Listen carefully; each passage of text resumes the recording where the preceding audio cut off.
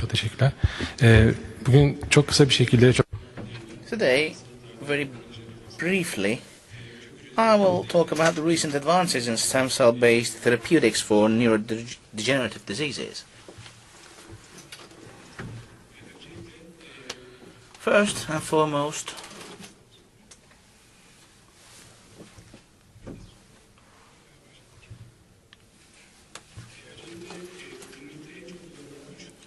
we're going to focus on three cell types used mostly in the clinic. Now, induced pluripotent stem cells, mesenchymal stem cells, and bone marrow cells. The pluripotent, instead of pluripotent cells, we could use neurodegenerative cells, but due to ethical and legal reasons, we can't do that. So we mainly focus on pluripotent cells in the first stage. Now, mesenchymal stem cells are also used a lot, and bone marrow cells are generally used after severe immunosuppression for autoimmune disorders and or hematological malignancies.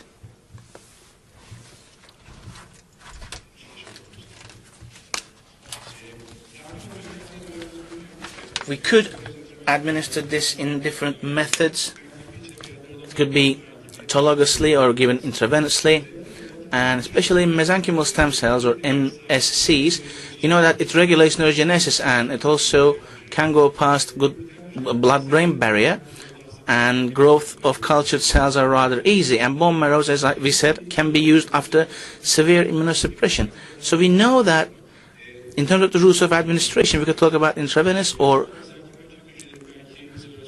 addressing vein, artery, nasal, ventricle, or brain parenchyma, and we could also talk about intrathecal administration. So the routes of administration and choosing the good patient profile is crucial. Firstly, why do we want to use this in neurodegenerative disorders? Because there's a serious progressive cell death and there's restricted regenerative capacity. And also microglia and astrocytes-induced neuroinflammation causes cell death. And there are a lot of inflammatory factors secreted by the brain, and to stop this and to suppress this and reverse this, we need a system. Many methods can be applied, but we know that stem cells have been most recently used. So replacement of diminishing neurons is not something we can do, or it can be done in a limited way, let's say, and neuron survival by enhancing growth factors is another method, and regulation of inflammation, decreasing inflammation is also key. Now, focusing on neurodegenerative diseases, and inflammation occurs. The reason for that, very briefly, is neurons, when they're being distracted, they secrete some damp modules. These are known as PRRs, and after this damp TLR interaction, microglia and other inflammatory signals are activated, like NF-κB and inflammasome, and then they start secreting cytokines and toxic materials. And growth factors are secreted less, and more destructive factors are released, which increases the destruction. And in case of where side effects affect the brain, to kill the virus, to terminate the virus, we might end up with degenerative diseases. However, with degenerative diseases, as neurons die, these microglia-inducing agents cause the loss of neurons, and degeneration accelerates. In terms of degenerative diseases, we have a lot of different damp molecules that occur during the disease, and because of these damps, neurodegenerative diseases progress. Like in Alzheimer's, we talk about beta S100A9 or chromogranin A. In Parkinson, we're talking about alpha-synuclein. In Huntington, we talk about mutant huntingtin. And these, on the surface of microglia, are bind to the receptors, and after some specific activations, inflammatory cytokines are released. As a result of that, in without being active in the central nervous system, microglia need to remain. However, they become activated in the direction of M1 phenotype, releasing some toxic materials and some pre-inflammatory cytokines, and also they may be presented with antigens, and lymphocytes coming from the periphery also become activated because of that. And also, as glutamate tampon is removed and glutamate amount is increased and neurons are overly stimulated. So we're talking about an inflammatory vicious cycle. What happens is first microglia becomes active, then with antigen presentation, antigen-specific active T lymphocyte occurs. Especially Th17 and Th1 are very active in that regard, and interferon gamma and other cytokines are released, and astrocytes also join in, and more neurons are taken into phagocytes, and other cells also participate, so there's an inflammatory vicious cycle. This cycle also occurs in neuron destruction and degeneration.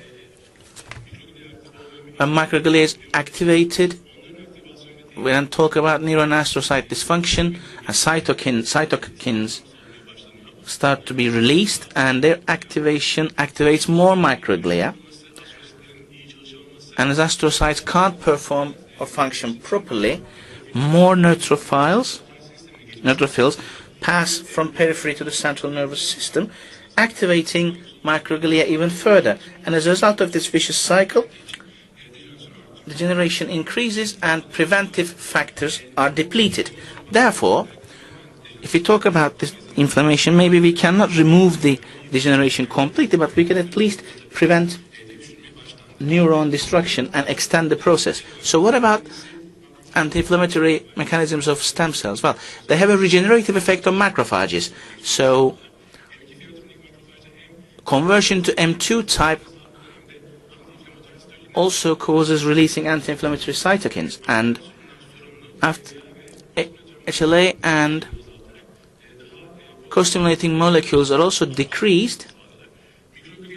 For microglia, they also add to the conversion to M2 type, and in T lymphocyte they also have some contributions. For neuronal survival and plasticity, they have they in fact affect other factors such as oxidative stress and preservation of mitochondria, and also some anti-inflammatory agents are being released.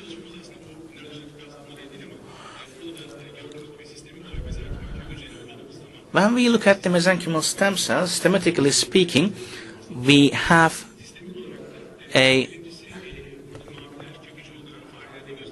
graph here. Blues show the mice here, and we see that there's a decrease in lymphocyte proliferation, and there's less stimulation. Interleukin 6 and F12 cytokine levels are also decreased, and we can see some other positive effects. Another study on MS focusing on CCL2 blockage, and we see that it actually heals clinically and some inflammatory factors are decreased. So with CCL2 blockage, we see that the brains of these mice perform or function better than others. Even one factor, regeneration of one factor, causes decrease of anti-inflammatory climate in the brain. Bütün bu bilgiler ışığında çeşitli klinik çalışma yapılmış. There are some clinical trials for neurodegenerations using stem cells. It's actually at the beginning stage, let's say, but primarily we see that most trials have been done in the spinal cord trauma, then ischemic cerebrovascular events, and MS also is a very fruitful area. And in classical neurodegenerative diseases, there is far less trials. Most of them focus on bone marrow cells, and neural stem cells have been researched at very few amounts. I'm going to talk about these soon, and mesenchymal stem cells have also been researched, as you can see it in the color blue. when we look at the diseases, in Parkinson's, we see that there's a loss of dopaminergic neurons in the SM pars compacta, and we know that there's limited pathological regions, so it seems that it can be reversible at early phase, and it's a very common disease, and there are a lot of trials. And fetal mesencephalin tissue was tested in first trials. It contributed, yes, but it was limited, and there were some problems such as dyskinesia and teratoma, along with ethical problems, and also the efficiency was low. So neurological problems such as dyskinesia could have occurred, and not a lot of efficacy was achieved. In later years, some stem cells were tested, but there were also issues. There was extension of striatal injections, and this was very difficult to do, and there was an absence of synapses, therefore striatal injections did not really function best. And also neuron support and anti-inflammation was also tested, and it was shown that some cells became glial cells, and also there were other complications. Most of the cells died.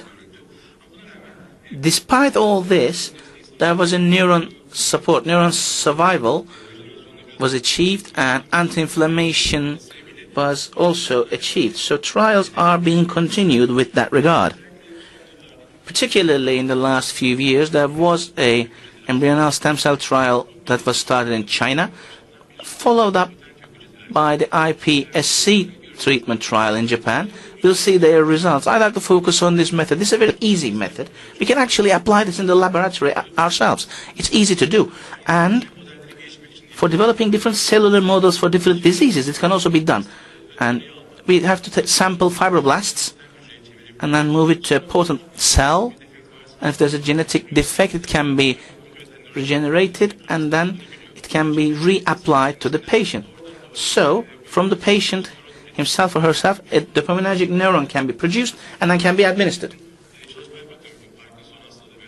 In Parkinson's or other diseases, maybe these trials can be subgrouped later, so some experimental work needs to be done. There are less frequent trials in Alzheimer's. We know that it's a disseminated neuron death starting from hippocampus and amyloid plaques and microglial activation and neuroinflammation. Now, mice trials are quite interesting. We see that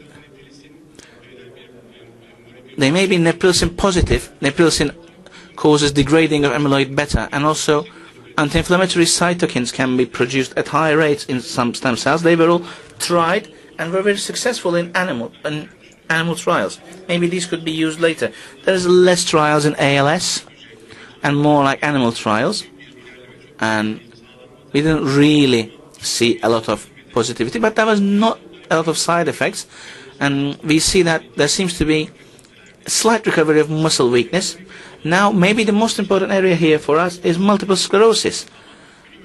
It's a disease of two pathological stages, and we see that the antigen-specific inflammation is retreated, and classical MS plaques are observed in the later stage, and neurons are decreased, and atypia starts, and cognitive disorder starts in the advanced phase. This is what we call the degenerative phase, the second phase. In that phase, to stop the disease activity,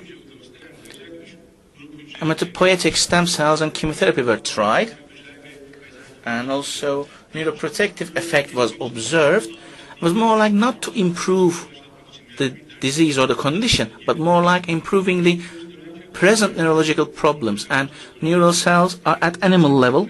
Neural cell trials are at animal level, and therefore also focusing on improving the present neurological problems. Our information and data in this area is still rather limited, clinically speaking.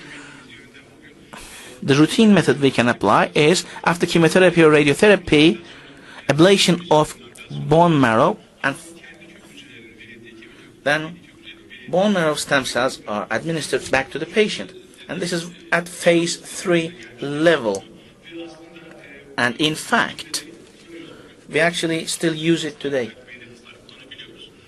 So the fourth strategy here is for patients with not very favorable remyelination, in patients with problems in improvement of the disease, for stimulating the remyelination,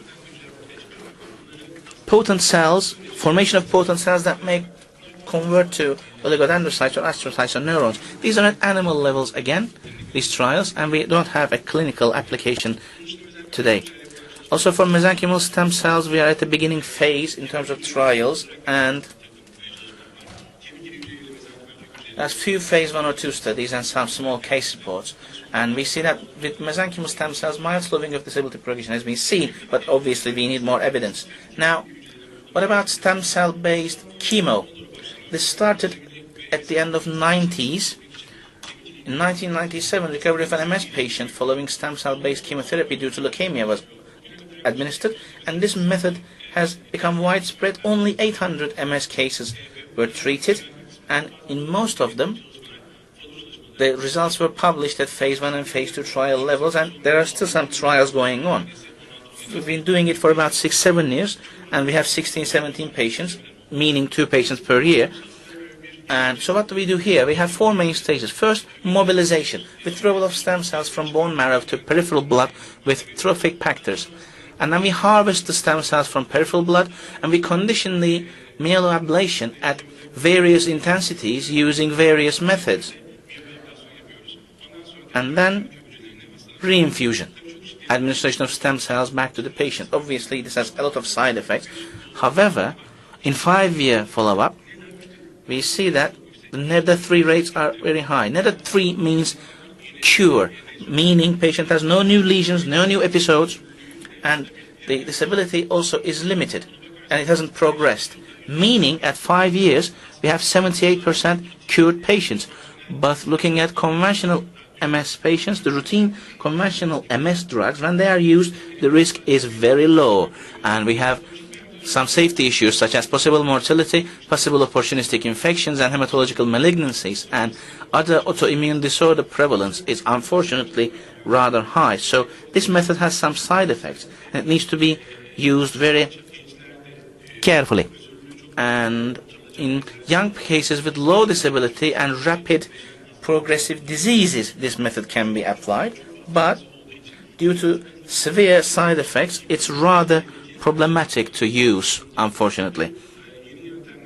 Some new methods can support to back it up or support it, and maybe the NEDA3 rates may be very high in 5 years. So stem cell use is very limited in MS. In cerebrovascular diseases and degenerative diseases rather, these are MRI and PET images. We see glial cells marked with TSPO. And in MRI, the lesions seem to be regressing with regard to ischemia. We see that glial cells are more activated. This is something we see a lot. In ischemic tissue, neurons do not die and function very suboptimally, and neuroinflammation becomes active.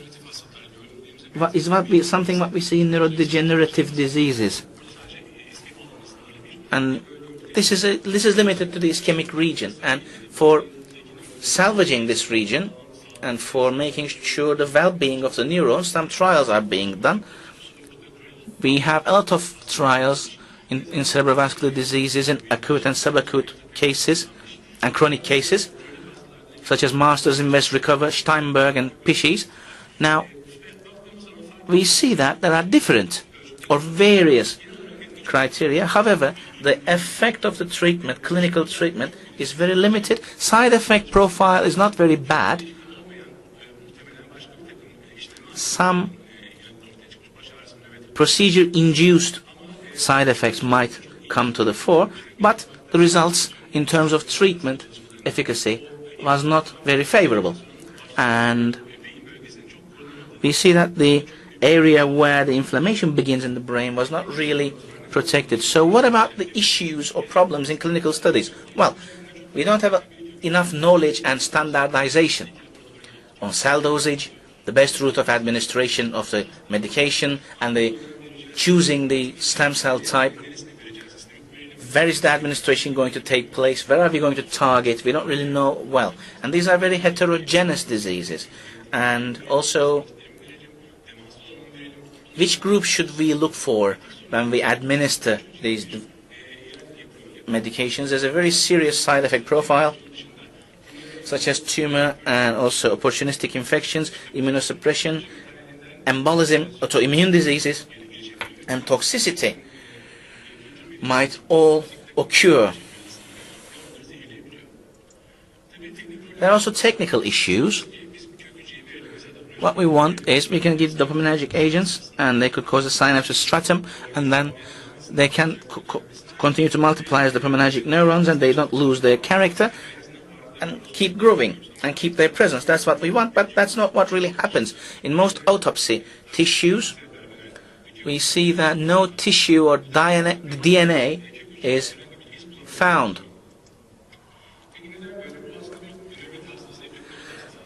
This is actually a patient in subventricular zone and also in dentate gyrus. We saw some neural stem cells, and what we try to do is it might proliferate or differentiate or even migrate. And there may be some hippocampal degeneration, and atrophy might occur, and loss of cells might happen. And what we mark here is yellow are neurons that have degenerated.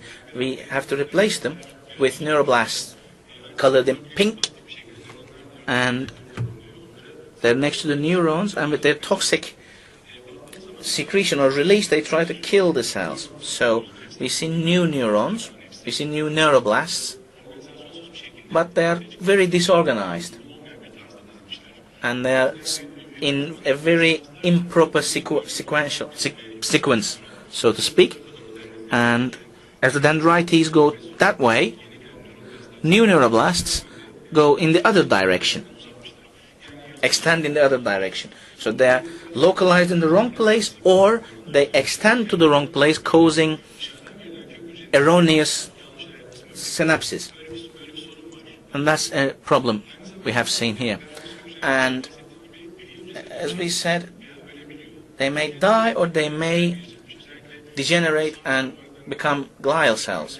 So no two stem cell line is in the same standard, and causing more growth factors or genetic manipulation for anti-inflammatory or growth factors overexpression might be done, but clinical results are unknown. We'll see it in the future, how effective it is. Lastly, exosomes might be administered rather than stem cells. Exosomes can be found in any cell, and they're part of endosomes, and they may take a cellular membrane and go into circulation, and they may go to a different neuron or different cell and affect that cell. There are some markers. It's not really difficult to isolate them in a culture sample environment. Here we see exosome released by a stem cell. So from the culture medium we could harvest these exosomes and administer it back to the patient. They are actually responsible for binding into different cells and making sure that the communication between cells are intact.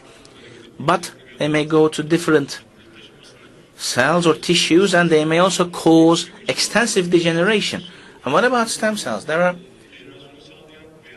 regeneration-inducing mRNAs and exosomes, so we have to make sure that we know them, we recognize them, and we isolate them.